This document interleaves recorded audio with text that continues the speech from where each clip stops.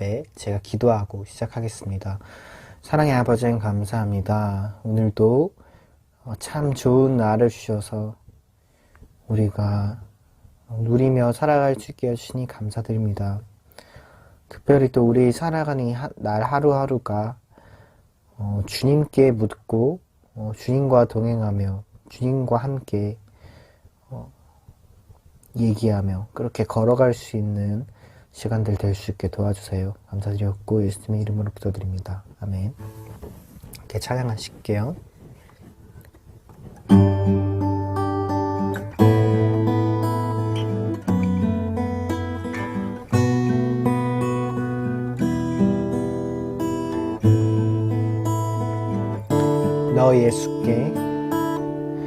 너 예수께 조용히 나가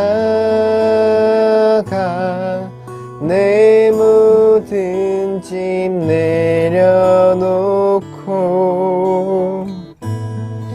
주 십자가 사랑을 믿어 죄 사함을 너 받으라. 주 예수께 조용히 나가 내 마음을 쏟아놓으라. 늘은 미리 보시는 주님 그 은혜를 베푸시리. 주 예수의 은혜를 입어 내 슬픔이 없어지리. 내 이웃을 늘 사랑하여 너 받은 것 거저주라. 주 예수께 조용히 나가 내 마음을 쏟아놓으라. 늘은 미리 보시는 주님 그 은혜를 베푸시리. 주 예수를 친구로 삼아 늘 내 옆에 모시어라.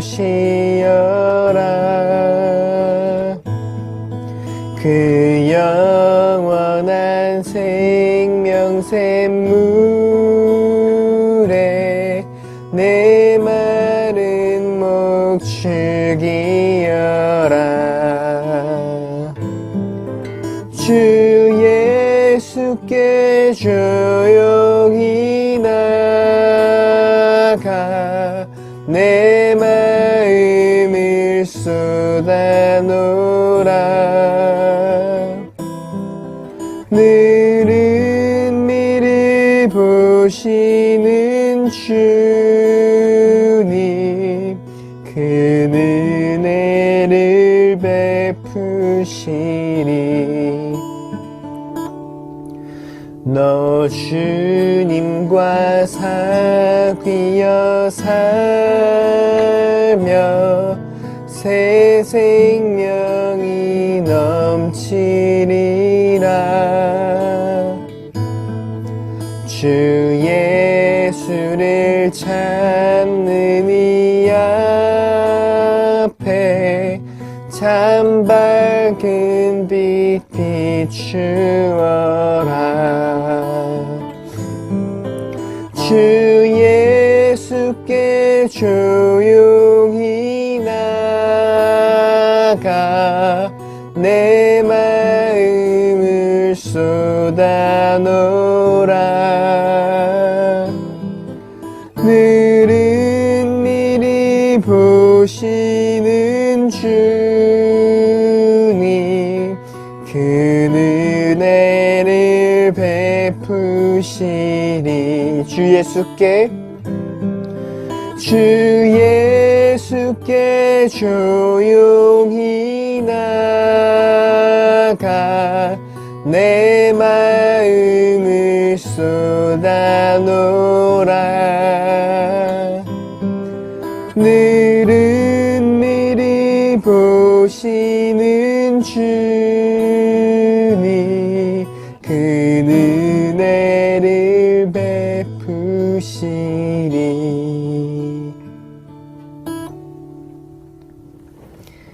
이 시간 잠깐 함께 같이 기도하겠습니다. 이 시간 우리 함께 잠깐 같이 기도하실 때 우리에게 말씀하시는 주님, 우리가 주님께 나아오길 기다리고 계신 그 주님께 이 시간 우리 함께 나아가는 그런 기도를 했으면 좋겠습니다. 우리 삶의 여정 가운데 주님께서 함께 하심을 기억하며 그분을 의식하며 주님께 물으며 주님과 동행하는 그런 삶 될 수 있게 해달라고 또 이 시간 예배를 위해서 또 함께 같이 잠깐 기도하겠습니다. 기도드리겠습니다. 사랑의 아버지 하나님 감사합니다. 우리를 불러주셔서 감사합니다. 주님, 우리 삶의 모든 여정이 주님과 함께하는 여정임을 기억합니다. 주님, 우리가 걷는 길이 쉽지 않을지라도 우리가 동행하고 계신 그 주님께 물으며 그 주님께 여쭙고 또 그 주님과 함께 걸으며 기쁨으로 이 길을 감당해 나갈 수 있는 우리 될 수 있게 주님 도와주세요. 주님, 은밀히 우리를 바라보시고 그 사랑하시는 그 주님 앞에서 우리 모든 마음을 쏟아놓을 때 주님, 우리를 또 새롭게 하시고 우리에게 새 힘 줄 줄 믿습니다.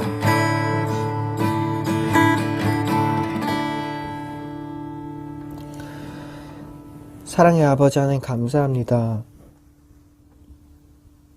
우리를 영원한 삶 가운데로 불러주시면 감사합니다. 영원한 삶, 그것은 곧 하나님과 그의 아들 예수 그리스도를 아는 것이라고 하였습니다. 그 영원한 사귐 가운데 우리를 초대해 주셔서 감사합니다. 우리 삶 역시도 그 사귐 가운데 머물 수 있게 도와주세요. 우리가 어떤 상황 가운데 있든지 오늘 하루를 또 살아갈 때에도 그 주님과의 사귐이 우리에게 있게 하시고 무엇을 해야 할지 어떻게 해야 할지 잘 알지 못하지만 예수께서 보이셨던 그 본, 또 예수님이라면 어떻게 하셨을까? 이런 마음을 가지고 우리가 삶의 상황들을 하나하나 또 살아나갈 수 있게 도와주세요. 그 깊숙한 사귐 가운데 우리를 불러주시고 또 인도해 주시니 감사드립니다. 예수님의 이름으로 기도드립니다. 아멘. 시간 사도신경으로 우리 신앙을 고백하겠습니다. 나는 전능하신 아버지 하나님, 천지의 창조주를 믿습니다. 나는 그의 유일하신 아들, 우리 주 예수 그리스도를 믿습니다.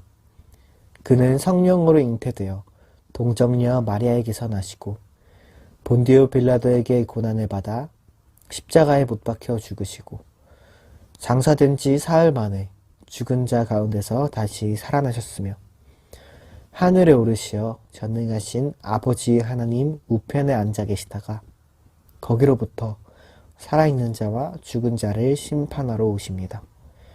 나는 성령을 믿으며 거룩한 공교회와 성도의 교제와 죄를 용서받는 것과 몸의 부활과 영생을 믿습니다. 아멘. 네, 제가 기도하고 시작하겠습니다. 사랑의 아버지 감사합니다. 오늘도 참 좋은 날을 주셔서 우리가 누리며 살아갈 수 있게 해주시니 감사드립니다. 특별히 또 우리 살아가는 날 하루하루가 주님께 묻고 주님과 동행하며 주님과 함께 얘기하며 그렇게 걸어갈 수 있는 시간들 될 수 있게 도와주세요. 감사드렸고 예수님의 이름으로 기도드립니다. 아멘. 이렇게 찬양하실게요.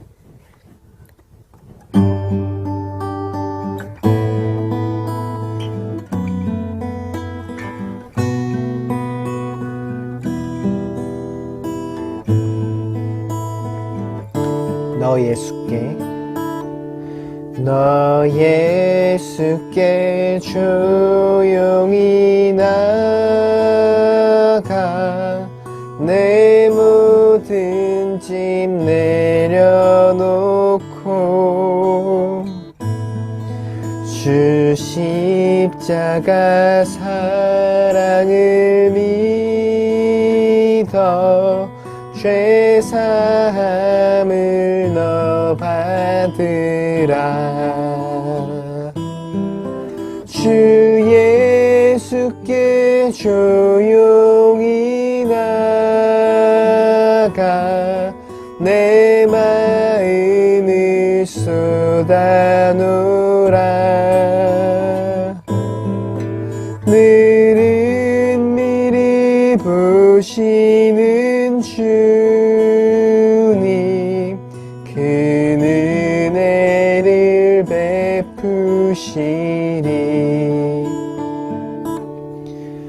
주 예수의 은혜를 입어 내 슬픔이 없어지리. 내 이웃을 늘 사랑하여 너 받은 것 거저주라. 주 예수께 조용히 나가 내 마음을 쏟아놓으라. 늘은 미리 보시는 주님 그 은혜를 베푸시리. 주 예수를 친구로 삼아 늘 내 옆에 모시어라.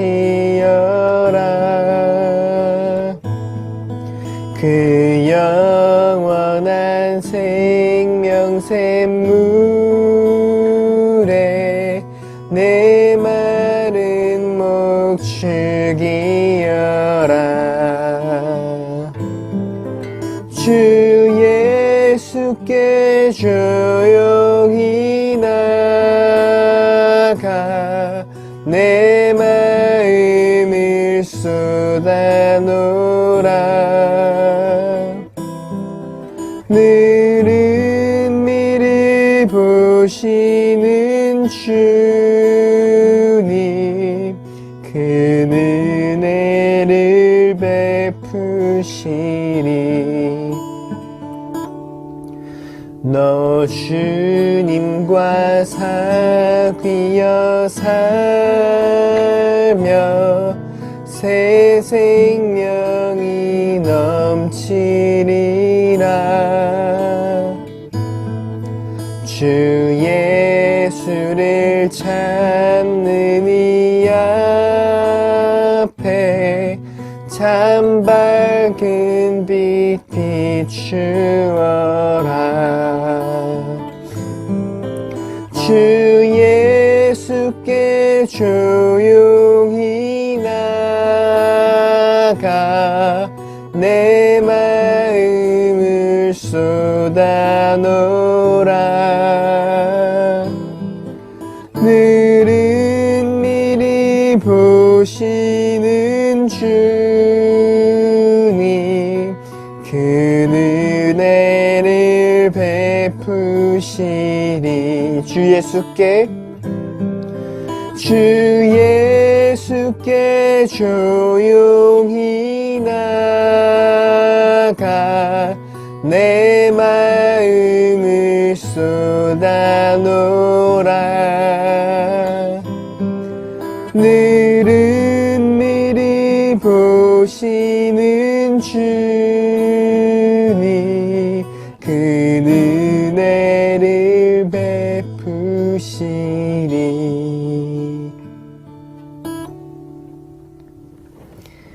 이 시간 잠깐 함께 같이 기도하겠습니다. 이 시간 우리 함께 잠깐 같이 기도하실 때 우리에게 말씀하시는 주님, 우리가 주님께 나아오길 기다리고 계신 그 주님께 이 시간 우리 함께 나아가는 그런 기도를 했으면 좋겠습니다. 우리 삶의 여정 가운데 주님께서 함께 하심을 기억하며 그분을 의식하며 주님께 물으며 주님과 동행하는 그런 삶 될 수 있게 해달라고 또 이 시간 예배를 위해서 또 함께 같이 잠깐 기도하겠습니다. 기도드리겠습니다.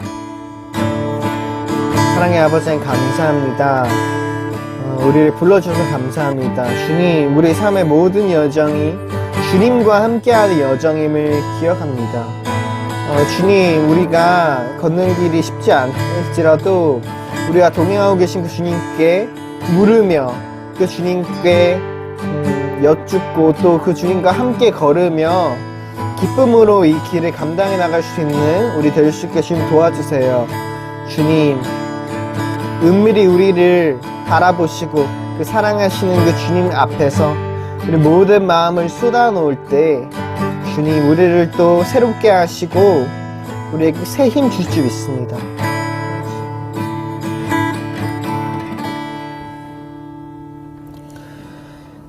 사랑의 아버지 하나님 감사합니다. 우리를 영원한 삶 가운데로 불러주시면 감사합니다. 영원한 삶, 그것은 곧 하나님과 그의 아들 예수 그리스도를 아는 것이라고 하였습니다.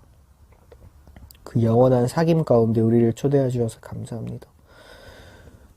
우리 삶 역시도 그 사귐 가운데 머물 수 있게 도와주세요.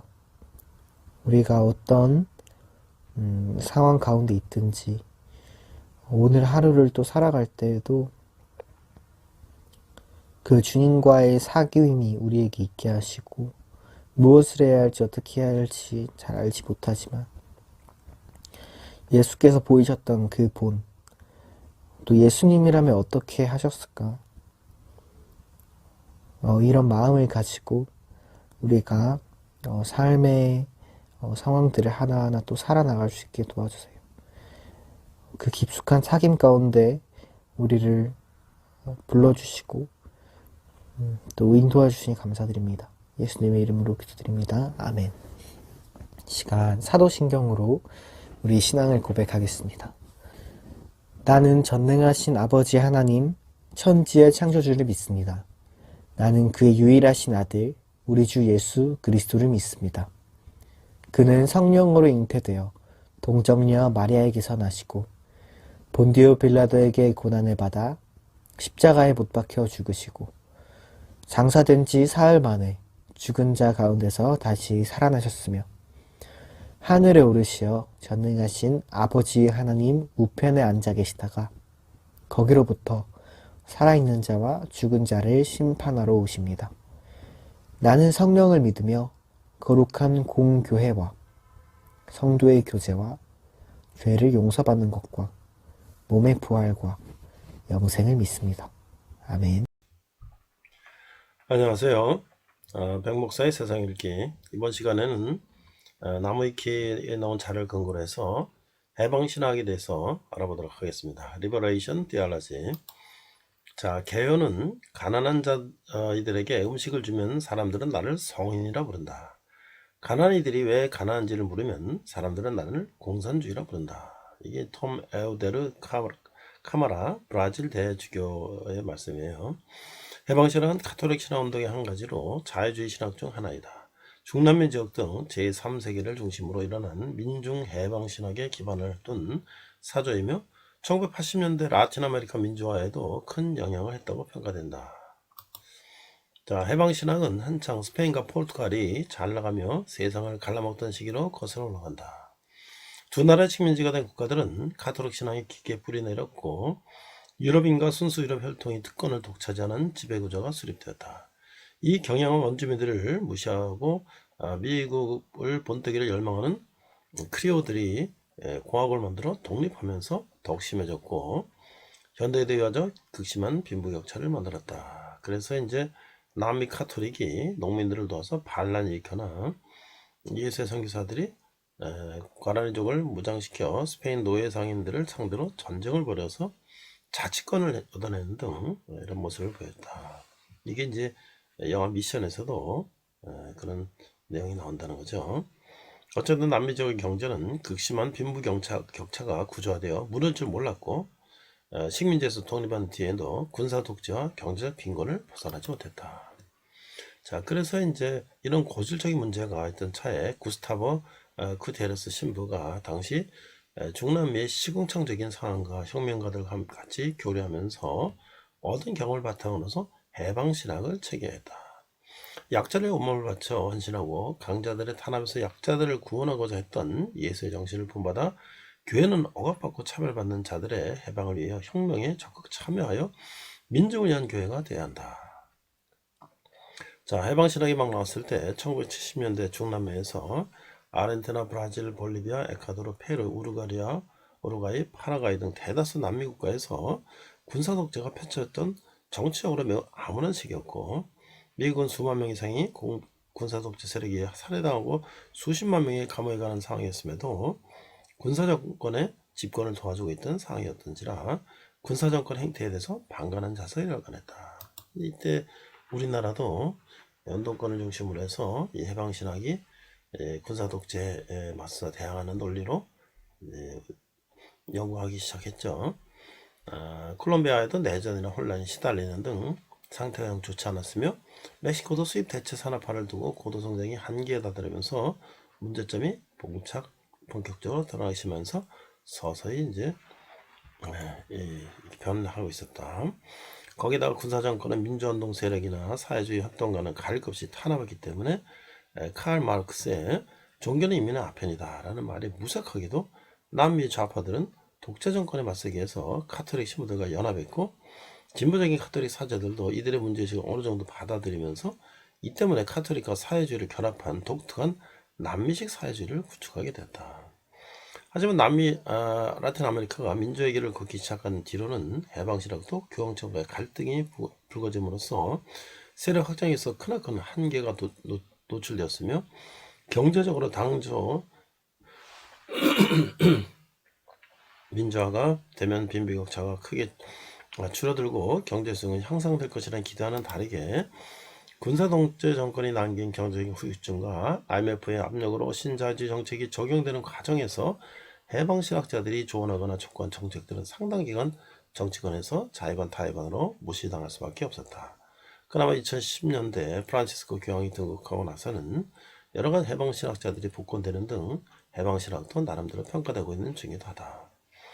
어쨌든 해방신학에 몸을 담은 사제들이 민주화운동에도 적극적으로 뛰어들다 보니 해방신학이 인기를 끌기 훨씬 전에 혁명이 일어난 쿠바를 제외하면 20세기 중후반 민주화 과정을 겪은 대부분의 중남미 국가에선 카톨릭과 사회주의가 묘하게 결합되어 있는 정당들이 존재한다. 물론 해방신학에 기반했다고 해도 기성 카톨릭계의 눈치를 아예 안 보는 건 아니라서 이와 관련된 갈등 역시 있다. 예를 들면 동성결혼이나 낙태에 관련한 문제에 관한 부분이 대표적인 예인데 한때는 오순절파 갱신교도 진보주의와 결합했지만 지금은 우경한 상황이다. 또한 해방신학을 표방하는 좌익 반군도 여러 곳에 있는데 대표적으로 콜롬비아의 ELN 민족해방군이 있다. 자, 아시아에 끼친 영향이에요. 이 운동은 이후 사회개혁 여러 분야에 영향을 끼쳤고, 카톨릭과 상당히 독재에 신음하고 있던 한국, 필리핀 등지의 민주화운동에 큰 영향을 미쳤다. 대략 천주교 정의구현 전국 사제단의 활동이나 한국선 민주화운동을 도왔던 김수환, 스테파노 추기경의 행동을 예로 들 수도 있다. 흥미로운 사실은 페루 신학자 구스타보 쿠테레스의 해방신학이라는 책의 출간을 허용한 것은 김수환 추기경이었다.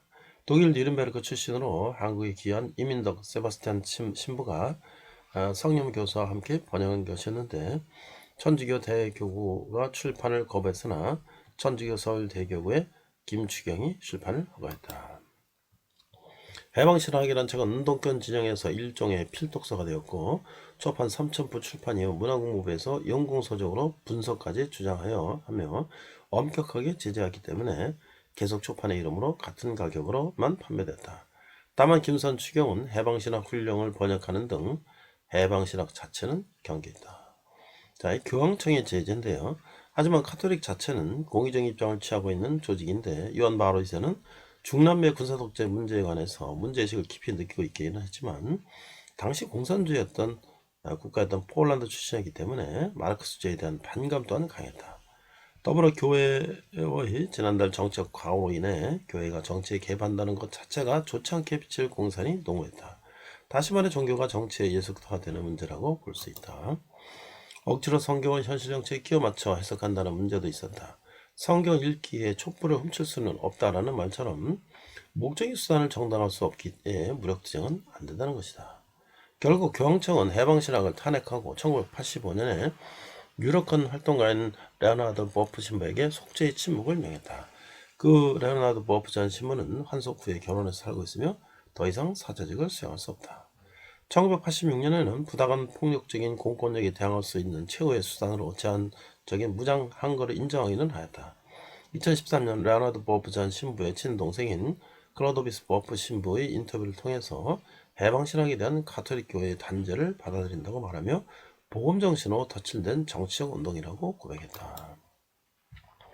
후에 교황 베네딕토 16세가 되는 라친거 추기경이 머릿말을 쓴 해방신학의 훈령을 보면 이 입장이 더욱 명백해진다. 또 해방신학의 중추 역할을 했던 사제 주교들의 성추행 등 여성 편력 문제가 어우러져 교황청에서 아무래도 인식이 나빴던 해방신학을 더 나쁘게 보는 계기가 되었다.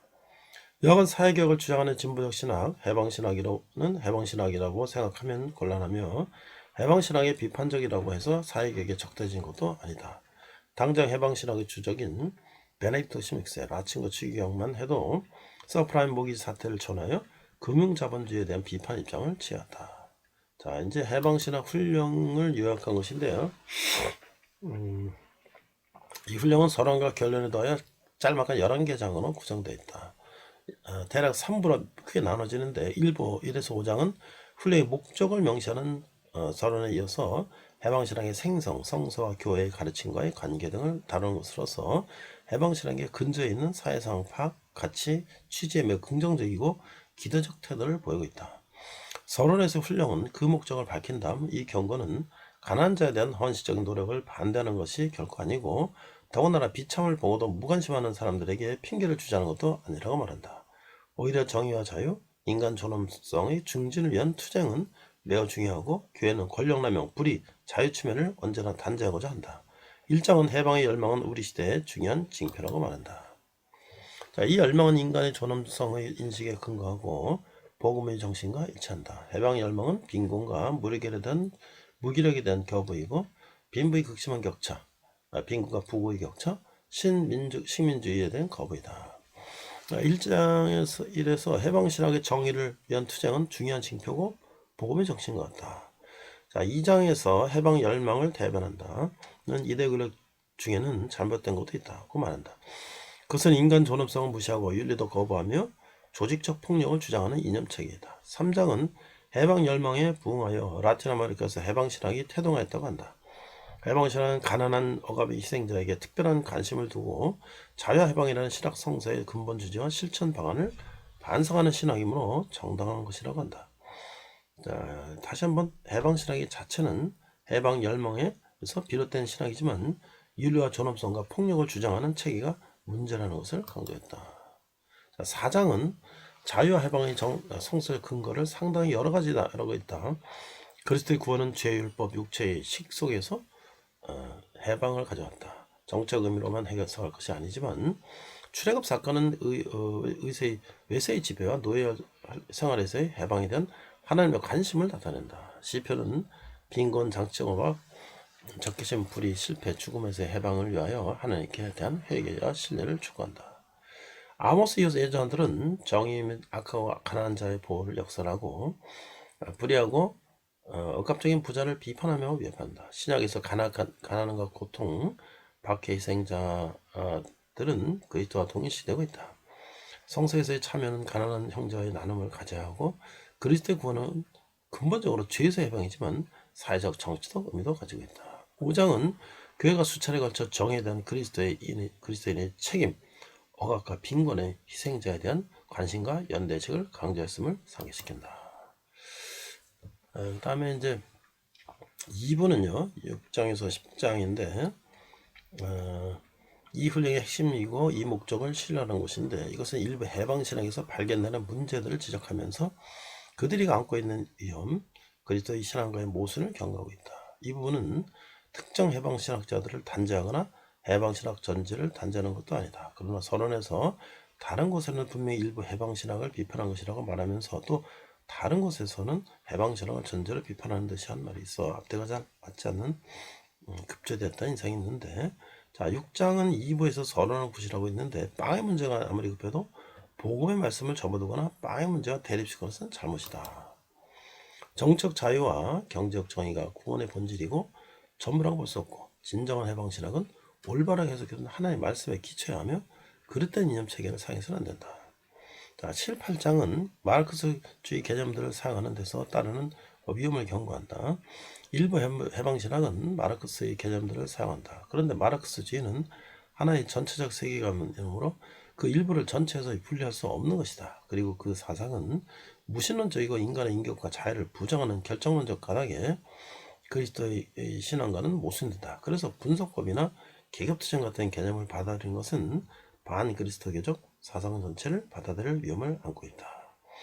자, 9장에서 10장은 일부 해방신학자의 저술에서 초월성이 제거된 신학적 개념이 발견된다고 한다. 성찬식을 투쟁하는 민중의 축제로 보고 하나님 나라를 해방 과정과 동일시하며 신앙, 희망, 사랑은 초월적 의미가 없는 계급투쟁에 참여, 가난한 사람에 의한 투쟁에 아무것도 아니다. 교회는 하나님 은총과 무관한 역사적 실체에 불과하다. 성서의 가난한 자는 바로 마르크스의 무산자를 의미한다고 한다. 민중교회는 억압받는 사람들의 교회이고 교계의 구성원은 지배계층의 대변자로 분류되고 있다.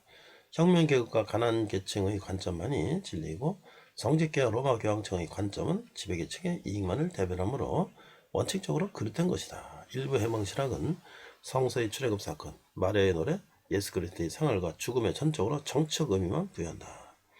이런 비판에 대해 간단한 논평이 필요하다. 훈령은 일부 해방신학자들이 마르크스주의의 세계관과 유물사관을 받아들인다고 직접 비판하지는 않는다. 그러나 그 사상은 철저하게 통합되어 있어서 일부만 수용해도 전체를 받아들일 위험이 있다는 것이다. 그러나 그 사상 전체를 진정으로 받아들인 해방신학자들을 찾아보기 어렵고 그들은 분명하게 유물사관을 배척하면서 단지 사회 분석에 있어서 특히 중남미의 사회를 분석하는데 마르크스의 분석법이 적합하다고 하고 그것을 이용할 뿐이다. 자, 훈령은 앞번에서 해방신학이 중요시하는 성서 기절에는 초월적 의미의 개취적 사적 의미가 있다고 인정한다. 자, 이 9, 10장에서는 몇몇 신학 개념과 성서 기절에서의 초월적 의미를 전적으로 제거하고 정치적 사회적 의미만을 부여한다면 그것은 잘못일 것이다. 그래서 유물론적이고 마르크스적인 측면을 수용함으로써 위험성이 높아진 해방신학에 대한 비판이 있다는 거죠. 자, 마지막 3부에서는 11장과 결론인데 이 훈련의 목적은 해방 정의 자유에 대한 현심과 투신을 막자는 것이 아니라는 앞의 말을 반복하고 억압과 가난한 희생자들에게 헌신하는 모든 일을 격려한다. 해방과 자유를 위한 투쟁은 어느 계층을 제어하지 않아야 하며 인간 존엄성에 부합한 방법으로 진행되어야 한다. 폭력은 다시 폭력을 불러들이고 해방을 위한다면서 폭력을 사용한 사람들이 역사상 한 번도 폭력 없는 자유롭고 정의로운 사회를 성공적으로 만든 적이 없기 때문에 항상 비폭력적 수단만이 사용되어야 한다. 자, 이게 이제 개신교에 끼친 영향인데요.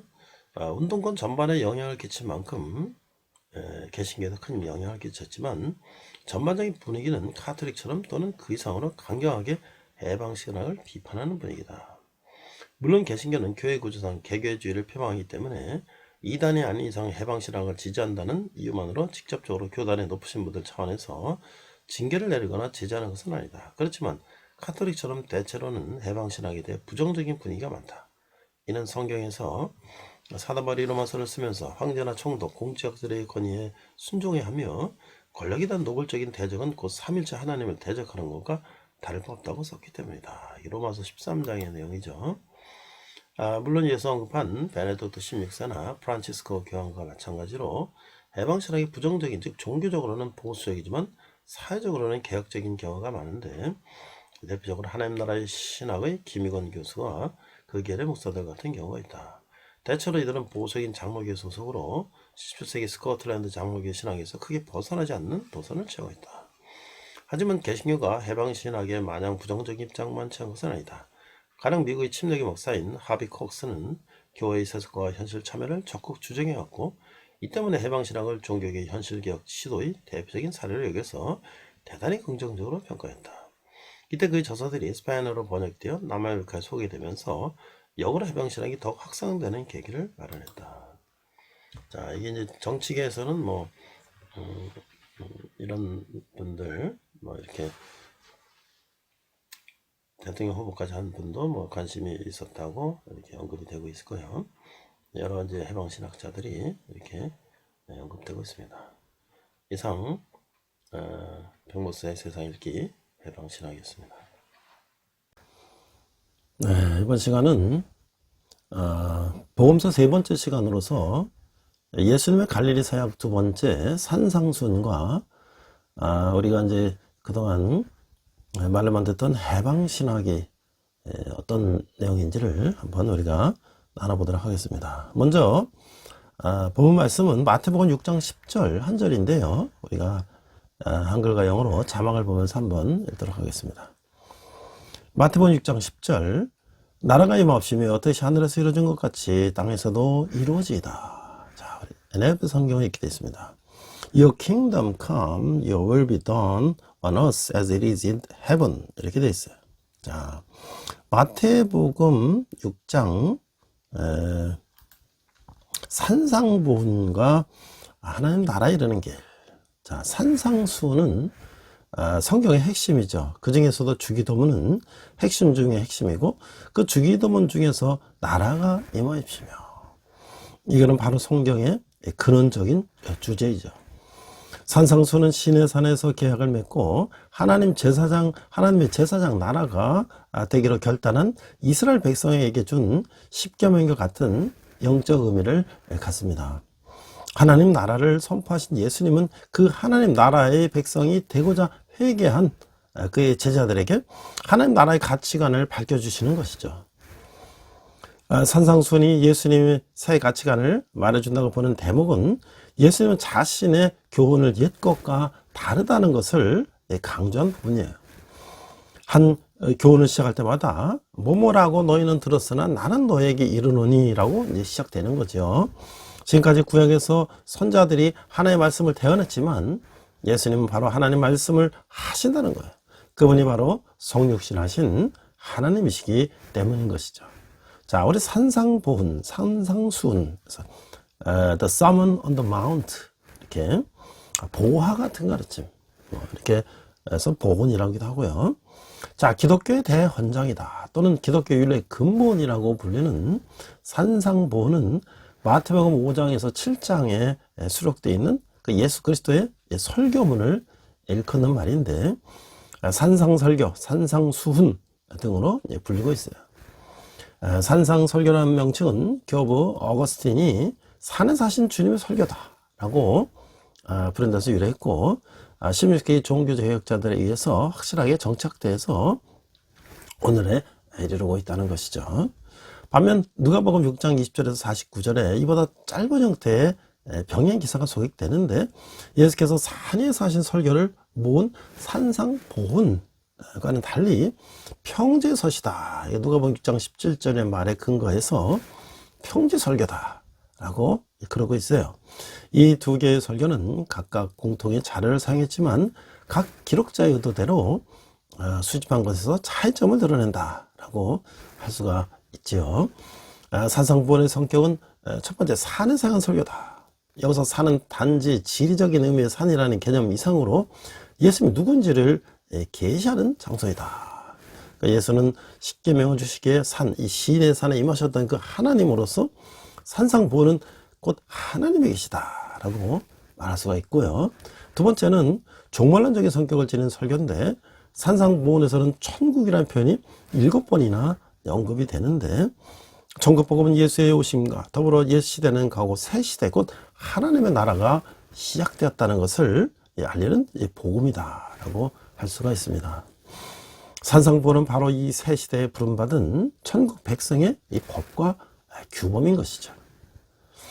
세 번째는 천국 백성의 순종과 실천을 전제한 설교인데 산상보훈은 취사 선택의 문제도 아니고 또 실천 불가능한 명령도 아닌 것이죠. 예수님은 믿는 천국 백성의 기본적인 윤리와 삶인 것인데 예수께서 그들 속에 항상 계셔서 그들 하여금 산상보훈을 행하게 하는 능력이 되어 주신다고 하는 것이죠. 내가 아니라 내 속에 거하시는 예수께서 행하신다. 이것이 바로 믿음이다 라고 할 수가 있는 것이죠. 자, 산상보훈의 특징은 뭐냐? 첫 번째, 사과의 통일성과 논리의 연속성 및 형식의 일관성이 돋보인다. 두 번째는 단순히 어떤 의식, 이거 율법적이고 외적인 행위보다 그 행위에 숨겨진 동기와 정신에 초점이 맞춰져 있다. 천국 백성에 걸맞는 고대 윤리, 윤리적 수준의 실천적 교훈들을 제시하고 있다. 천국 백성이 현재 경험하고 있는 복과 경험하게 될 복을 언급하고 있다. 두 영역, 이 세상과 천국에 발을 디디고 살아가는 성도들의 근본적인 가치관과 그 생활에 있어서 최우선적으로 추구해야 할 문제를 다루고 있다. 여섯 번째는 오늘날 살아가는 성도들에게 그 나아갈 길과 실천의 삶의 원칙을 제시해주고 있다라고 할 수가 있는 것이죠. 세 번째, 산상보훈의 이 대상은 첫 번째, 천국 복음을 듣고 회개하는 자들에게 주어진 설교다. 두 번째는 예수를 쫓는 제자들에게 주어진 설교다. 세 번째는 이 세상 모든 사람들에게 개방되어 있는 설교다라고 할 수가 있는 것이죠. 자, 산상보훈의 내용에 보니까 첫 번째는 천국 백성의 자격이에요.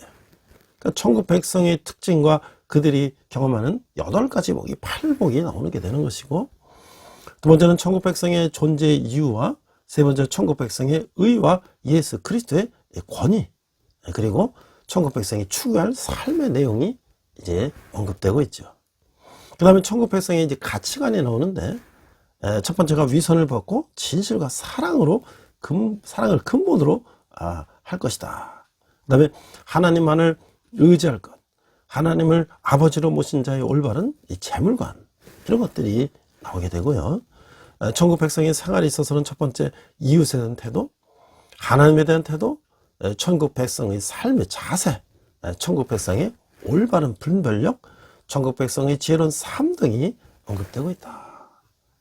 그 다음에 다섯 번째, 그럼 천국 산상보훈의 평가는 어떤가? 산상보훈의 메시지가 얼마나 생명력 넘치는 말씀이었는지 교회 안과 밖을 막론하고 오늘날까지 온 세계 인류에게 큰 가발을 끼치고 있다.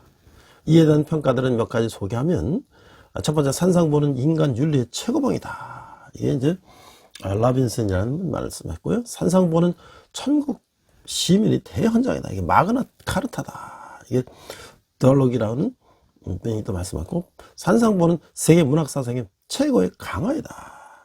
에드먼. 네 번째는 산상보훈은 수백 개의 보석으로 꾸며진 왕관이다. 일본에 이제 또 학자가 이렇게 언급을 했어요. 이게 이제 네이버에 나오는 우리가 상식적인 산상수훈에 대한 이 설명이었습니다. 자, 그러면 우리가 이제 팔복을 한번 생각해 보겠는데요. 마태복음 5장에 나온 팔복은 그 첫 번째로 복에 대한 확실한 가치관을 가르쳐 주고 있어요. 하나님 나라의 백성의 복에 대한 가치관은 시편 1편에서 여호와의 율법을 주야로 묵상하는 것, 시편 73장 28절에 하나님께 가까이 하면 내게 복이라고 말씀하신 복의 근원은 물질적이고 가시인 것이 아니라 바로 여호와임을 분명히 밝히고 있어요. 물질은 복이 아니고 은사인데, 은사는 함께 나눠야 하나님께 영광이 되듯이 물질도 함께 나눠야 한다. 하나님께 영광이 된다는 거예요.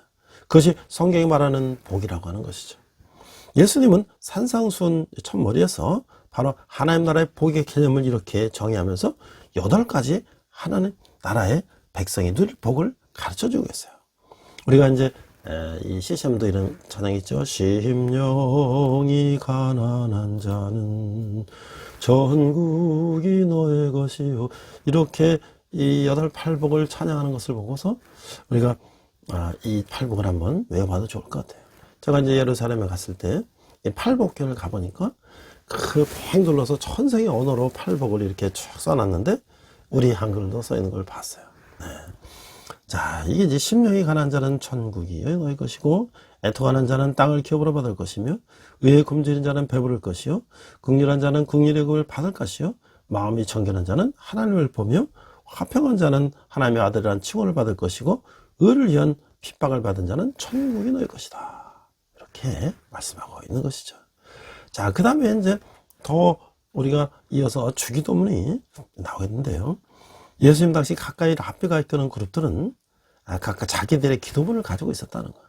그래서 세례 요한의 제자들도 그들의 기도문을 가지고 있었기 때문에 예수님의 제자들도 자기들의 기도문을 갖기를 원해서 예수께 이제 기도문을 요구한 거예요.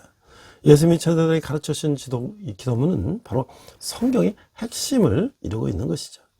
성경 전체를 약탕에 놓고 쭉 과서 짜면 산상수훈이 나오고 또 그것을 쫙 짜면 주기도문이 나오고 다시 그걸 또 짜면은 나라가 임하시며 이게 나온다는 거예요. 그래서 하나님 나라의 도래, 그 에덴의 회복은 바로 하나님의 마음이고 성경의 중심 주제라고 알 수가 있는 것이죠. 우리는 예수님의 가르침대로 뜻이 하늘에서 이룬 것 같이 이 땅에 그 하나님 나라가 이루어지도록 기도해야 될 것이고 그렇게 기도한 대로 행동해야 할 것이죠. 그래서 서로의 양식을 위해서 기도하며 하나님 나라를 위해서 섞이는 삶을 산지 않도록 죄와 악으로부터 구별되는 삶을 살아갈 수 있도록 하나님의 능력과 은총을 구하며 그분의 통치에 순응해야 할 것이다. 자, 이 주기도문의 바로 핵심이라고 하는 것이죠. 자, 우리가 이제 황금률이라고 하는데 하나님 나라의 새 가치관인데 산상수훈에 이 새 가치관의 내용들이 나오는데 돈에 대해서, 불안에 대해서, 판단에 대해서, 이 기도에 대해서 이렇게 나오고 있어요. 이런 것들은 하나님 나라에 합당한 새 가치관을 제시하는 거예요. 이제 우리는 그 나라의 가치관으로 변화되어야 한다는 것이죠. 그렇게 변화된 가치관을 다음에 황금률로 행동화되어야 한다고 하는 거예요. 자, 황금률의 7장 12절 보니까 그러므로 무엇인지 남에게 대접을 받고자 하는 대로 너희도 남을 대접하라. 이것이 율법이요 선지자니라. 이렇게 말씀하고 있어요. 7장 15장 27절에 보면 변화받은 가치관대로 실천하며 살아갈 것을 강조하고 있는 것이죠. 산상수훈의 결론은 6장 33절인데 그저 너희는 먼저 그의 나라와 그의 의를 구하라. 그리하면 이 모든 것을 너에게 더하시리라. 이게 바로 삶의 최우선 순위는 하나님 나라를 소유하는 것이다 라고 말씀할 수가 있는 거예요. 자, 그래서 우리가 하나님께서 우리에게 이제 이렇게 말씀하셨는데, 예수님께서 우리에게 말씀하셨는데, 우리 인간들은 또 그 말씀을 우리 인간의 생각대로 해석을 하고, 우리 생각대로 이제 또 만들어내는 여러 가지 이제 논리 중에 이 해방신학이라는 게 있어요.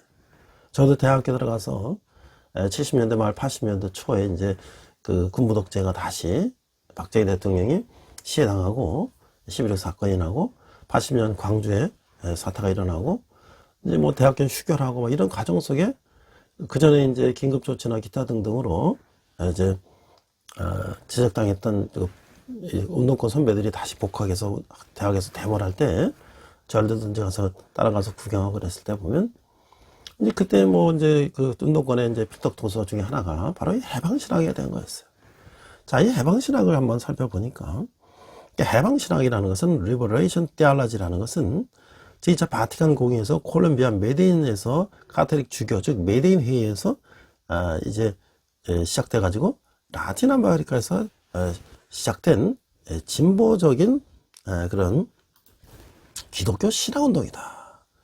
그래서 이제 뭐 여러 가지 이제 신정통주의라든지 기독교 사회주의, 생태주의, 뭐 기타 등등 이런 신학과 더불어서 현대 신학의 하나의 부류가 됐다. 자, 그래서 이제 이게 중요한 배경은 뭐냐면 해방신학은 부분적으로 라틴 아메리카의 민중이 지주들과 군사독재 정권에게 착취 억압을 받았기 때문에 그것을 이제 성경에서 출애굽한 예수 그리스도, 아니 모세, 그 다음에 이 억누른 자, 포로된 자를 해방시킨 예수 그리스도를 이제 군부 독재에 대항하는 논리로서의 해방신학이라는 것이 이제 시작됐다는 거죠.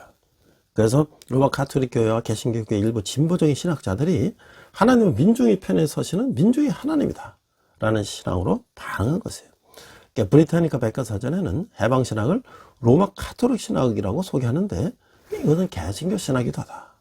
그 예로 해방신학자 미겔 스포니노는 아르헨티나 감리교회 신학자이고 후벤 아우베스는 브라질 장로교 신학자이고 플레오 데신타 아나는 우루과이 개신교 소속 신학자이다.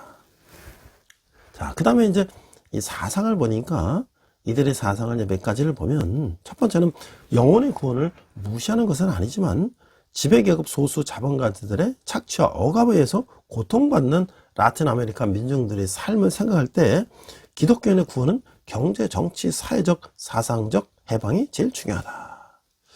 자, 이게 이제 전체적으로 해방신학의 이 가치 체계는 철저하게 이제 군부 독재 정권에 핍박받는 일반 가난하고 이제 소외된 또 경제가 어려운 핍박받는 백성들 편에서 이제 삼위일체 하나님의 어떤 능력을 그들을 구원하는데 초점을 맞추고 있다는 거예요.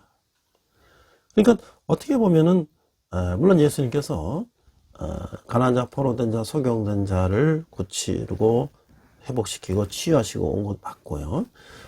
예수님께서 이 땅에 오셔서 힐링, 우리 병든 자를 고치시고 티칭, 말씀을 가르치시고 그 다음에 프리칭, 복음을 전파하신 건 맞는데 과연 그 대상이 핍박받는 사람들만인 것이냐 하는 거의 문제에 지나치게 한쪽으로 이게 치우쳐 있다는 것이죠. 자, 그래서 이제 그런 것들에 대해서 로마 교황청에서는 처음에 이제 교황 바로 2세가 그 해방신학에서 두 가지 연구를 의뢰했는데 1984년과 86년에 이제 그를 카톨릭 기관에 들어가 연구시킨 결과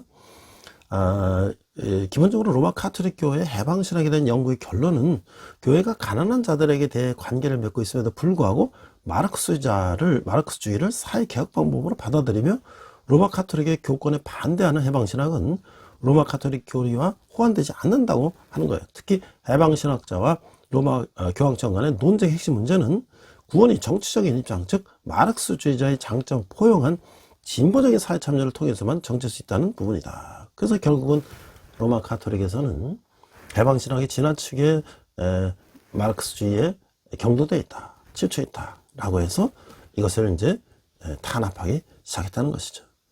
그래서 이제 이것이 남미 이 교회에서는 해방신학이 어떤 영향을 미쳤는가?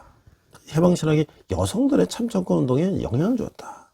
그래서 여성들도 자신의 권익을 주장하게 됐고 1919년에서 55년까지 대부분 많은 남미 국가들에서 여성들의 참정권을 인정하는 계기가 됐고 또 이들의 의식 변화는 또 생태운동에도 영향을 주었다라고 할 수가 있는 거죠.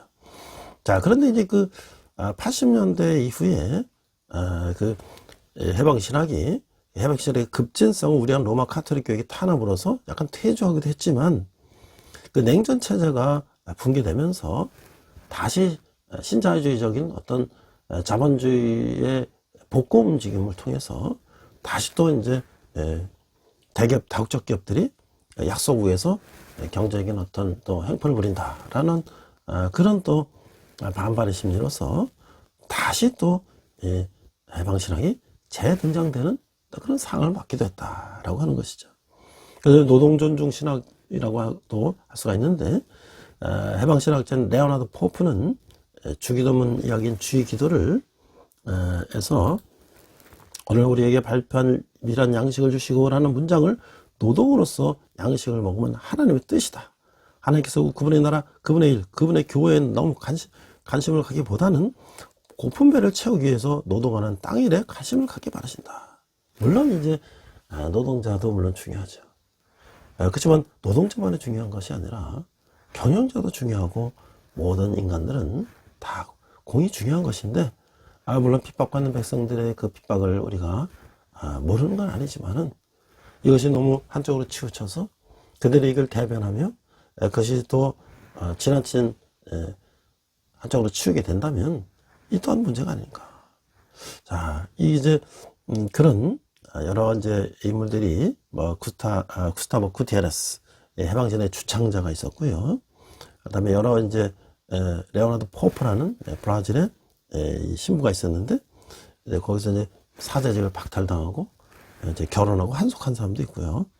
우리나라에도 또 그런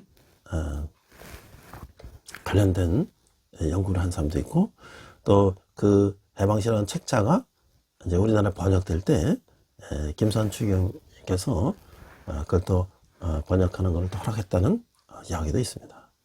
자, 예수님의 가르침을 우리가 다시 보면요, 예수님은 가난한 자, 소유한 자, 포로된 자 누구나, 또 세린 밭에까지도 누구나 다 그들에게 하나님의 말씀을 전파하셨어요. 자, 우리 천국 비유가 이 복음서에 참 중요한 부분인데요. 그 10분의 비유와 이 천국 비유들이 나옵니다. 이 부분은 예수님의 천국 복음의 하이라이트를 보여주는 중요한 부분이에요. 그 7가지 비유가 나오는데, 여기 나오는 모든 비유는 하나님 나라에 관한 비유라는 점에서 매우 중요한 부분이다.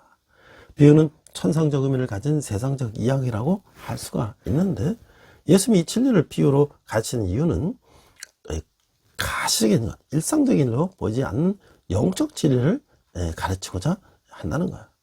자, 마태복음 13장은 천국의 비유장으로 모두 7개의 천국을 설명하는 비유를 보여주고 있는데, 처음 3개는 뭐냐면 씨 뿌리는 자의 비유, 가라지의 비유, 겨자씨의 비유, 누르개의 비유는 그 물에게 준 비유다.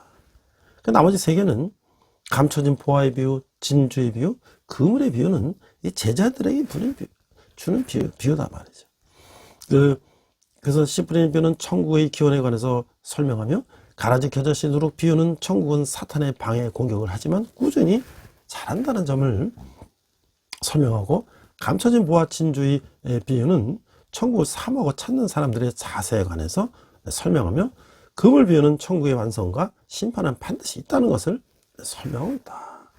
정리하면 무리들에게는 씨 뿌리는 자, 가라지, 겨자씨, 누룩 비유, 제자들에게는 감춰진 보화의 비유, 진주의 비유, 그물의 비유를 하고 있는데, 자, 그럼 우리가 이제 말씀을 보면 4가지 땅에 떨어진 비유를 보니까, 그날 예수께서 집에서 나가서 바닷가에 앉으시며 큰 무리가 그에게 모여들거늘 예수께서 배에 올라가 앉으시고 온 무리는 해변에 서 있더니, 예수께서 비유를 여러 가지로 그들에게 말씀하여 이르시되, 씨를 뿌리는 자가 뿌리로 나가서 4절 뿌리새 더러는 길가에 떨어지며 씨 새들어서 먹어버렸고, 더러는 흙이 얕은 돌밭에 떨어지며 흙이 깊지 아니하므로 꽃싹이나 해가 돋은 후에 타서 뿌리가 없어져 말랐고, 더러는 가시떨기 위에 떨어지며 그 가시가 자라서 기운을 막았고, 더러는 좋은 땅에 떨어지며 어떤 것은 100배, 어떤 것은 60배, 어떤 것은 30배 결실을 맺어내라.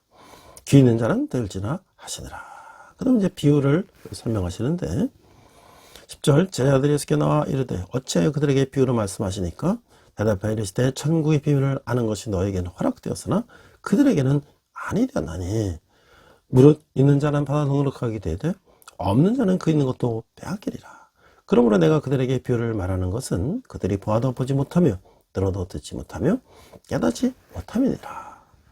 이사야 예언이 그들에게 이루어졌으니 일렀을 때 너희가 듣기는 들어도 깨닫지 못할 것이요 보기는 봐도 알지 못하리라. 이 백성들의 마음이 완악해져서 그 귀로 듣기는 둔하고 눈은 감았으니 이는 눈으로 보고 귀로 듣고 마음으로 깨달아 돌이켜 내게 고침을 받을까 두려움이라 하였느니라. 그러니 너희 눈은 봄으로 너희 귀는 들음으로 복이 있도다.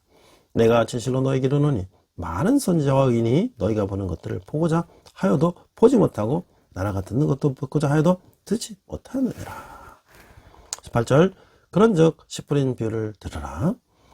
19절 아무나 천국 말씀을 듣고 깨닫지 못할 때는 악한 자가 와서 그 마음에 뿌려진 씨를 빼앗나니 이는 곧 길가에 부러진 자요. 돌밭에 부러졌다는 것은 말씀을 듣고 즉시 기쁨으로 받되 그 속에 뿌리가 없어 잠시 견디다가 말씀으로 말미암아 환난이나 박해가 일어날 때에는 곧 넘어지는 자요. 22절 가시떨기에 부러졌다고 하는 것은 말씀을 들으니 드러나 세상의 염려와 재물의 유혹에 말씀이 막혀 결실하지 못하는 자요. 좋은 땅에 부러졌다는 것은 말씀을 듣고 깨닫는 자니 결실하여 어떤 것은 100배, 어떤 것은 60배, 어떤 것은 30배가 다니느라 하시더라. 예수께서 그들 앞에 비유를 들어 이르시되 천국은 좋은 씨를 지 밭에 뿌린 사람과 같으니 사람들이 절대 그 원수가 와서 곡식 가운데 가지를 덧뿌리고 갔더니 싹이 나고 결실할 때 가라지도 보이거늘 집주인이 종들이 와서 말하되 주여 밭에 좋은 씨를 뿌리지 아니었나이까. 그런데 가라지가 어디서 생겼나이까. 주인이 이르되 원수가 이렇게 하였구나.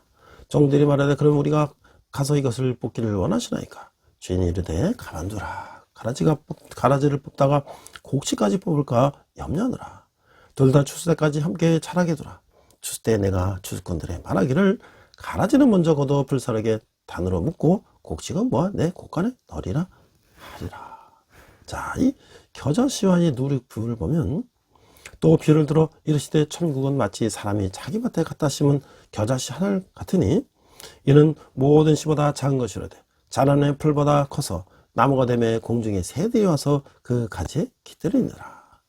또 비유로 말씀하시되 천국은 마치 여자가 가루 소말 속에 갖다 넣어 전부 부풀게 한 누룩과 같으니라. 그럼 이제 비유로 말씀하셨는데요. 예수께서 이 모든 것을 우리에게 비유로 말씀하시고 비유가 아니면 아무것도 말씀하지 않으셨으니 이는 선자들을 통하여 말씀하신 바 내가 입을 열어 비유로 말하고 창세부터 감추인 것들을 드러내려 함이로다 함을 이루려 하심이라. 그래서 이제 가라지 비유를 설명하시는데 이에 예수께서 우리를 따라서 집에 들어가니 제자들이 나와서 이르되 밭의 가라지의 비유를 우리에게 설명하여 주소서. 대답하여 이르시되 좋은 씨를 뿌리는 인자요 밭은 세상이요 좋은 씨는 천국의 아들들이요 가라지는 악한 자의 아들들이요. 가라지를 원수는 마귀요 추수 때는 세상 끝이요 추수꾼은 천사들이니 그런즉 가라지를 걷어 불에 사르는 것 같이 세상 끝에도 그러하리라. 인자가 그 천사들을 보내리니 그들이 그 나라에서 모두 넘어지게 하는 것과 또 불법을 행하는 자들을 거두어내어 풀무불에 던져 넣으리니 거기서 울며 이를 갈게 되리라. 그때 의인들은 자기 아버지 나라에서 해와 같이 빛나리라. 귀 있는 자는 들으라. 이제 세 가지 또 비유를 하셨는데요. 천국은 마치 밭에 감춘 보화 같으니 사람 이를 발견한 후 숨겨두고 기뻐하며 돌아가서 자기 소를 다 팔아 그 밭을 사느니라. 또 천국은 마치 좋은 진주를 구하는 장사 같으니 극히 값진 진주 하나를 발견하며 가서 자기의 소유를 다 팔아 그 진주를 사느니라. 또 천국은 마치 바다에 치고 각종 물고기를 모으는 그물 같으니 그물에 가득하며 물가로 끌어내어 앉아서 좋은 것은 그래도 않고 못된 것은 내버려두느라. 세상 끝날 때도 이러하리라.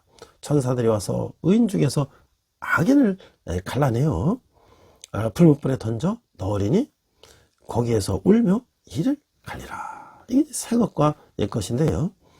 이 모든 것을 깨닫느냐 하시니 대답하되 그러하리다. 예수께서 이르시되 그러므로 천국에 제재된 서기관마다 마치 새 것과 옛 것을 그 국간에서 내오는 집주인과 같으니라. 이게 이제 예수님이 천국에 대한 소망을 우리 제자들과 백성들에게 주신 것이죠. 자, 이제 우리가 오늘 산상수훈과 그 다음에 팔복과 주기도문과 천국의 소망을 우리가 예수님을 통해서 직접 우리가 들으면서 어떻게 보면 이 예수님의 가르침은 너무나 단순한 것 같기도 하고 너무나 아주 일반적인 것 같기도 하고 뭐 구체적으로 어떻게 우리에게 솔깃하게 다가오는 게 없는 것 같아요. 그냥 아주 우리가 그냥 일상적으로 듣는 얘기 같은 그런 어떤 밋밋함이 있는 것 같아요. 그래서 사람들은 아까 앞서 말한 해방신학처럼 뭔가 인간이 더 뭔가를 하나님께서 구체적으로 우리를 해결해 주시기를 구하는 방법으로서 인간이 새로운 신학을 만들어내고 새로운 어떤 주의를 만들어내고 새로운 정치 사상을 만들어내는 것이죠. 그 중에 하나가 우리가 잘 아는 이 공산주의라고 하는 거야. 이 영국에 이 기독교가 쇠퇴하면서 카를 마르크스라던 사람이 이제 공산주의를 만들어내고 영국 산업혁명 이후에 자본주의가 빈익빈 부익부로 가면서 여러 가지 문제점이 노출되니까 그것을 이제 해결한다는 이제 그런 방법론으로 시작한 것이 바로 공산주의인데, 그것이 1917년 볼세비키 혁명을 통해서 구체적으로 이 땅에 실현된 것은 이 러시아부터였죠. 그 러시아가 시작되고 이 동국 공산권 나라, 그 다음에 이제 아시아, 중국, 북한, 또 베트남, 그 다음에 남미, 아프리카까지 전 세계로 공산주의가 이제 퍼져나갔지만 100년이 되지 않아서 가장 그 공산주의 핵심이라고 있는 중국이, 소련이 무너지게 됐다는 거죠. 우리가 한번 공산주의 몰락을 다시 한번 살펴보면 1991년 12월 8일 역사에 기록될 새 사건이 발생이 됐는데, 공산주의 맹주였던 소비에트 연방이 이제 해체된 것이라는 거죠. 그 당시 보리스 엘친 러시아 공화국 대통령을 주축을 하면서 크라프츠크 우크라이나 공화국 대통령과 슈스케비치 벨로루시 백러시아 최고의 의장 등 3명은 독립국가 공동체 창립을 선언했어요. 그래서 그 연방 대통령인 고르바초프는 세극만의 합의로 소련 운명을 결정할 수 없다고 반대했다. 그러나 나머지 8개 공화국들이 속속 공동체에 가입했다는 의사를 밝히자 고르바초프로서는 대세에 따를 수밖에 없다. 돌이켜본다면 소련 해체는 고르바초프의 페레스트로이카, 개혁 개방 정책에서 비롯되어 갈 수 있다. 자, 이게 이제 페레스트로이카의 정책의 선구자를 할 수 있는 이제 후르시초프는 그 소련 수상으로서 스탈린 밑에서 이제 그런 걸 했는데, 그가 이제 집권한 후에 1964년에 브레즈네프 서기장으로부터 그리고 코시킨이 수상으로 선임됐는데, 베테랑 정치가인 코시킨의 활약이 두드러져서 1965년에 그 이윤도의 방식에 의한 경제 계획이 실시됐다. 그러니까 이제 이 철저히 공산주의 계획 경제에서 자본주의 경제가 이제 도입되기 시작했다는 거죠. 그는 1970년에 들어오면서 브레즈네프가 당 조직과 정치국을 좌파인물로 굳히면서 그 실권을 확립했어요. 그에 등장하는 미국보다 더 강력한 군사력을 보ям으로써 대탕트를 추진하는 정책을 후퇴했다. 그러니까 이제 다시 군사적으로 이제 가려고 했는데, 1970년대 말부터 1980년대 초대에 걸쳐서 브레즈네프는 권력의 절정에 서게 됐어요. 그는 국가 원수인 최고의 간부 회의장을 겸임했고, 1982년은 코시킨을 해임하고 수상직까지 겸임했어요. 그러나 이 시기에서 고급 생산과 농업 생산은 성장을 멈추게 됐어요. 공업에서는 소비자가 부족했고, 농업에서는 곡물을 서방으로부터 구입해야 됐던 것이죠. 품질이 낙후된 공산품은 국제 경쟁을 잃었고 국제 수지도 악화되기만 했어요. 이 같은 사태에 이르게 된 가장 큰 원인은 스탈린 이 이래 정치가 경제 우선화지, 그러니까 정치가 경제를 좌우하는 거야. 또 극도로 중앙집권적인 계획경제, 자율성이나 혁신성이 없어졌죠. 그리고 브레즈네프 시대에 안정에 따른 정치에 있었다. 한번 서구와 일본은 경제 성장 면에서 두드러진 발전을 이루고 있었고, 또한 신흥공업 고도 성장을 달성했고, 중국조차도 경제 계획에 의해 보다 일정한 성과를 올리고 있었는데, 이제 소련은 근본적인 개혁이 필요성이 대두가 됐다는 거죠. 1980년 브레즈네프가 사망한 후에 안드로포프가 서기장이 되었으나 그도 1984년에 사망하게 됐고, 다시 체르넨코가 서기장이 됐으나 그도 안드로포프보다 고령으로서 이미 72세가 돼서 결국 1985년에 사망하게 됐어요. 그러니까 이 두 대에 걸친 서기장이 단명으로 끝났기 때문에 차기 서기장은 좀 젊은 사람이 경험이 된다. 그래서 이제 고르바초프가 52세의 나이에 이제 서기장이 됐다는 거죠. 이 고르바초프는 누구냐? 모스크바 대학 출신으로서 그러니까 레닌을 제외한다면 러시아 혁명 이래 고등교육을 받은 최초의 수련했다. 그러니까 이제 러시아의 지도자들이 이 대학을 나오지도 않은 그 사람들이 최고 지도자가 됐다는 것이 참으로 아이러니인데요. 이 고르바초프는 잇따라 새 노선을 발표했어요. 우선 페레스트로이카, 개혁을 제창하고 개혁파 지식인의 재원을 대담하게 채택하는 동시에 개혁가 인물을 적극적으로 등용했어요. 또한 체너빌 원전 사고를 계기로 라너스트 공개성을 제창했고 그 이런 모든 문제를 언론에서 다뤄주게 됐어요. 또한 대통령 제도를 도입해서 당 지배를 약화시키려 했어요. 그러나 이 같은 정책은 많은 반대에 부딪히게 됐고 한번 우선 보수파가 반격을 했고 개혁파의 많은 지도자들이 보수파와의 균형을 저지하는 고르바초프에서 떠나갔어요. 더구나 일찍이 후르초프의 스탈린 비판이 동권의 자유화와 소련으로부터의 이탈을 촉진한 것 같이 페레스트로이카도 오랜 동안 억지되어 오던 민족도 불만을 단판에 뿜어내게 됐다. 그래서 1991년 8월 소련 보수파에 의한 쿠데타와 고르바초프 실각이 소식이 온 세상에 전해져 있고 그러나 결국 이제 쿠데타는 며칠 만에 실패로 끝났는데 근데 소련이 이 정신을 차릴 수 없도록 이제 막 이제 어지러운 형국에서 이 쿠데타를 종식시킨 러시아 공화국 대통령 옐친이 이제 주도적으로 나서게 됐다. 그래서 쿠데타 미사건을 계기로 발트 삼국, 그 에스토니아, 라트비아, 리투비아 이런 리투아니아들이 독립이 되게 됐고, 그 다음에 이제 다른 나라들도 독립하게 되는데 이게 바로 소비에트 연방이 1917년 세계 최초의 사회주의 혁명을 일으키고 노동자와 농민의 국가를 세운다는 이제 이래 출범한 지 74년 만에 이제 몰락이 되고 있다는 거예요. 결국 이제 여러 공화국의 연합체인 그런 국가 공동체로 바뀌게 됐다는 거죠. 그러니까 옐친은 고르바초프의 뒤이어서 자유기술로 하락에 등장했고 그런 진보적인 개혁 정책을 펴나갔어요. 각 공화국들의 독립과 주권 인정하며 러시아 공화국의 세력권 안에 묶어둔다는 이제 구상이었죠.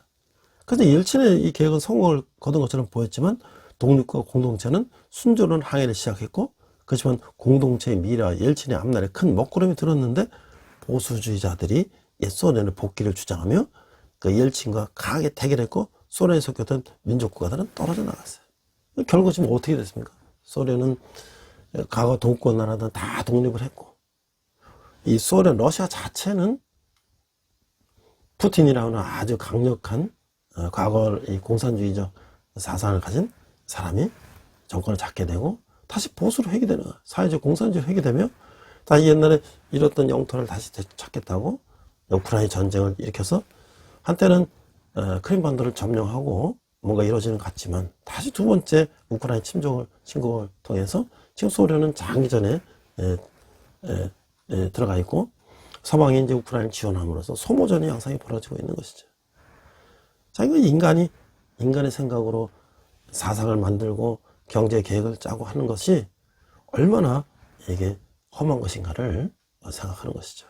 이와 대비해서 우리가 막스 베버라고 하는 프로테스탄트 정신과 자본주의라는 이 논문을 썼던 독일의 유대계 사회학자인 막스 베버는 그거 연구 논문에서 그거 많은 공동체를 연구한 결과 거긴 카톨릭 공동체, 기독교 공동체 뭐 여러 공동체가 있는데 그중에서 사실 기독교 공동체가 가장 잘 살더라는 것이죠. 그건 무엇인가? 그들은 지옥 소명설과 그 하나님께서 나에게 준 이 직업은 내가 이 목수로서 내가 이 구두장이로서 내가 방학관장이로서 내가 무슨 일을 할지라도 이것이 하나님께서 나에게 주신 소명이다. 이걸 가지고 열심히 일하는 것이죠.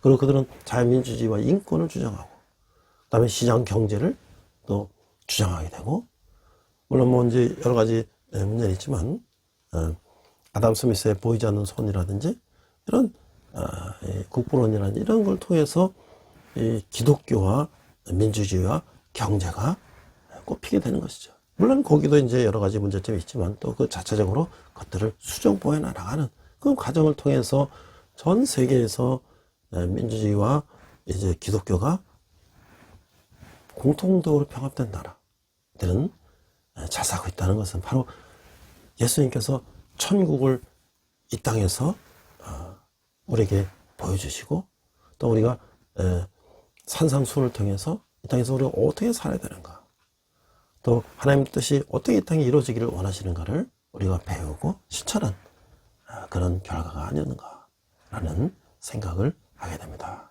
우리 한번 기도하겠습니다. 하나님 아버지 은혜를 감사합니다. 저희들이 인간의 생각으로 공산주의도 만들고 해방신학도 만들고 심지어는 주사파까지 만들어 봤지만 그것이 얼마나 다 헛된 것인지를 우리가 깨닫게 하시고 하나님이 예수님을 통해서 이 땅에 실현하셨던 것, 또 하나님 나라를 이 땅에 우리에게 알려주신 것, 특별히 우리가 천국의 소망을 갖게 하신 것을 깨달으며 우리 이 세상을 살아가는 저희들 되게 하여 주시옵소서. 감사드리며 예수님 이름으로 기도했습니다. 아멘. 이 시간 헌금 찬양 하시겠습니다.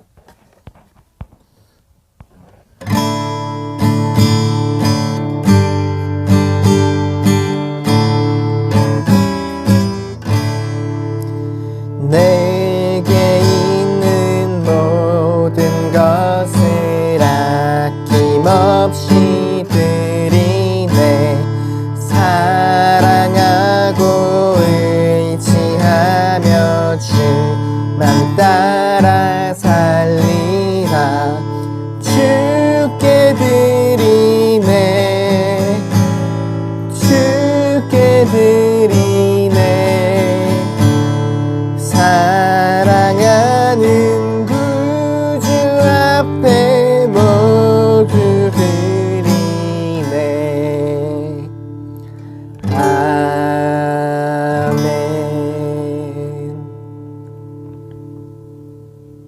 네, 날씨가 이제 본격적으로 이제 추워지고 있습니다. 사실 그동안은 너무 따뜻한 날씨였는데요. 날씨가 따뜻해서 반바지 입고 다니는 사람도 있고 벌써 11월인데도 봄 날씨 같은 그런 날씨였는데, 초여름 같은 날씨였는데 이제 드디어 날씨가 제대로 겨울을 맞이하고 있는 것 같습니다. 저희 군대 내 형제들도 아주 이제 독특한 또 추운 겨울을 나게 됐는데요. 그들에게 연말에 또 따뜻한 위로와 위문을 위해서 여러분들의 기도와 후원을 부탁을 드립니다. 우리 학생들도 이제 기말을 향해서 가고 있는데요. 또 이제 기말고사를 끝내고 또 그들이 또 자기들이 계획하는 그런 결과를 얻을 수 있는 그런 시기가 다가오고 있습니다. 저는 이제 또 이 학교에서 다문화 멘토링을 하고 있는데요. 우리 대학생들이 지역 내에 있는 다문화 어린이들을 한 학기 동안 매주 찾아가서 공부도 가르치고 하는 그런 과정을 하고 있는데, 이것이 이제 그 경기도 교육청에 소개가 되고 또 경기도 관광공사에서 이제 보수와 모든 걸 다 지원해가지고 우리 대학생 멘토와 어린 멘토와 함께 여기 지역에 있는 관광지를 구경시켜주는 프로그램을 제안을 받았어요. 그래서 학교 허락을 받고 제가 대학생들과 우리 어린이들, 다문화 아이들과 함께 하루 소풍 가는 그런 준비를 하고 있습니다. 저로서는 이 준비하는 과정이 이렇게 여러 가지 이제 부가적인 일이 많지만, 그러나 이제 이 지역에 있는 아이들이 또 그런 기회를 통해서 물론 자체적으로도 여러 가지 체험학습도 많이 하고 있겠지만, 특별히 또 우리 다문화 어린이들을 위한 행사이기 때문에 우리가 아주 아름답게 한번 이런 가을에 좋은 추억을 만들기 위해서 준비하고 있습니다. 여러분이 후원하시는 한 달에 10,000원은 우리 청년들이 주님께 돌아오는데 귀하게 사용될 것입니다. 우리 한번 기도하겠습니다. 하나님 아버지 은혜를 감사합니다. 저희가 적은 예물을 주님께 드렸습니다. 이 예물을 쓰는 것마다 주님의 영광이 나타나게 하시고 특별히 청년들이 주님께 돌아오는데 귀하게 사용되게 하여 주시옵소서. 지금은 우리 주 예수 그리스도의 은혜와 하나님 아버지의 극진하신 사랑과 성령님의 감화도 역사하시며 하늘나라의 뜻이 이 땅에 이루어지기를 기도하며 또 그런 예수님의 계획에 동참하기를 다짐하는 우리 예배드리는 모든 성도들이, 열방의 백성들과 성기사님들이, 특별히 북한에서 고통받는 북한 동포들이 지금부터 영원토록 함께 하시기를 간절히 축원하옵나이다. 아멘. 우리 선한 능력으로 찬양하시면서 한 주간 승리하시기 바랍니다. 이 시간 함께 결단 찬양 선한 능력으로 부르시겠습니다.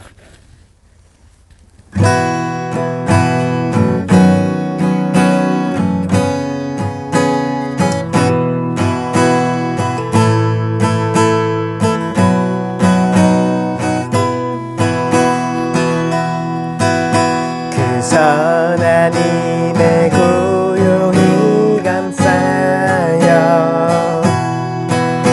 그 놀라운 평화를 누리며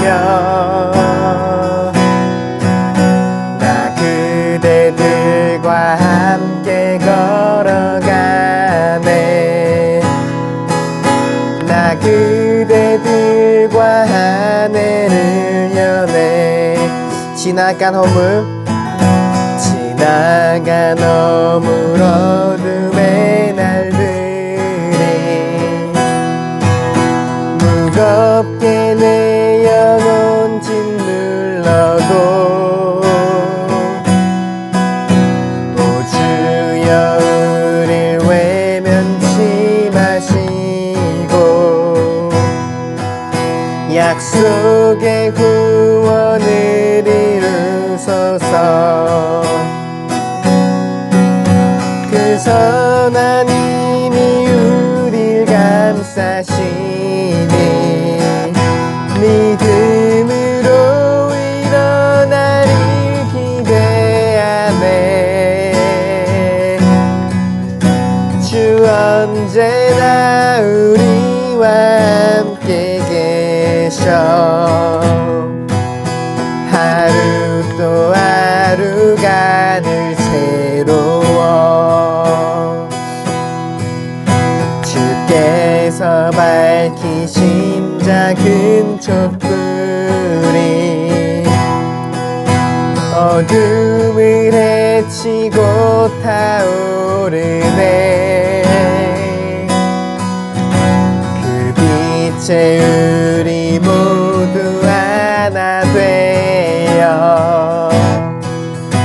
오늘 위에 비추게 하소서.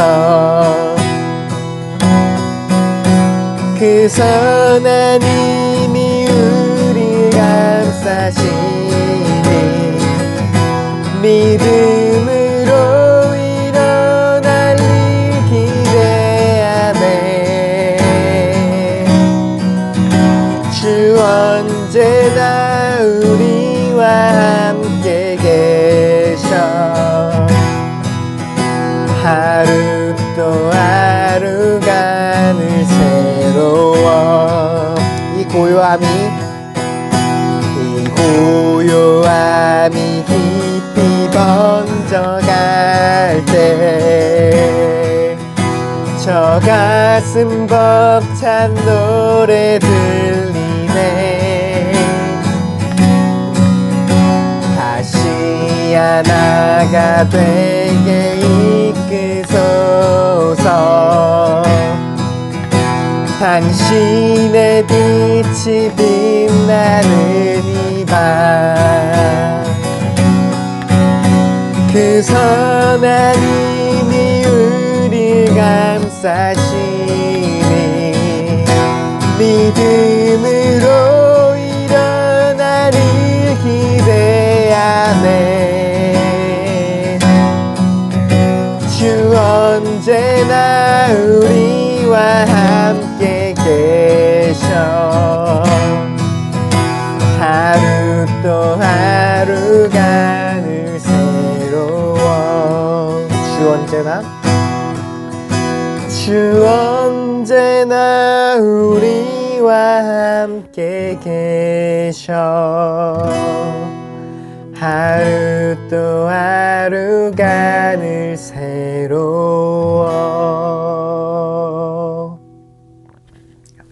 주님과 동행하는 복된 한 주 되시길 축복합니다.